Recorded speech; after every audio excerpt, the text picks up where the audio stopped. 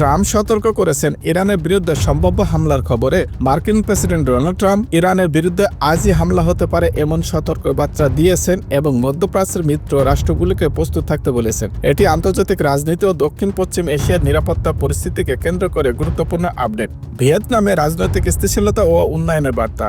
ভিয়েতনামের কমিউনিস্ট পার্টির 14তম জাতীয় কংগ্রেস সফলভাবে শেষ হয়েছে। আন্তর্জাতিক গণমাধ্যমকে কেন্দ্র করে এই সভার স্থিতিশীলতা, ঐক্য, উন্নয়ন বিষয়ক বার্তা দিয়েছে। ভবিষ্যতে রাজনৈতিক পরিকল্পনা ও অভ্যন্তরীণ নীতিতে এর প্রভাব বিশ্লেষণ করা হচ্ছে। ট্রাম্প প্রশাসনের কিছু আপডেট। যুক্তরাষ্ট্রের ট্রাম্প সরকারের কিছু বড় সিদ্ধান্ত এবং আন্তর্জাতিক সম্পর্ক সহ নানা সাধারণ খবর জানানো হয়েছে, যেমন ট্রাম্প ট্যারিফ, বিভিন্ন আন্তর্জাতিক ইভেন্ট ও বিশ্লেষণ। তা সামগ্রিক বিশ্ব সংবাদ হিসেবে উল্লেখযোগ্য। জাতিসংঘের টেকসই উন্নয়ন লক্ষ্যের নো প্রভার্টি গুরুত্বপূর্ণ। জাতিসংঘ নো প্রভার্টি দারিদ্র নির্মূল লক্ষ্যের প্রতি আবার গুরুত্ব আরোপ করেছে। বিশ্বব্যাপী দারিদ্র দূরীকরণের জন্য টেকসই উন্নয়ন লক্ষ্যের গুরুত্বপূর্ণ তুলে ধরা হয়েছে। এটি উন্নয়ন, অর্থনীতি ও সামাজিক নীতির আন্তর্জাতিক কাঠামোকে কেন্দ্র করে ব্যাপক আলোচনা তৈরি করেছে।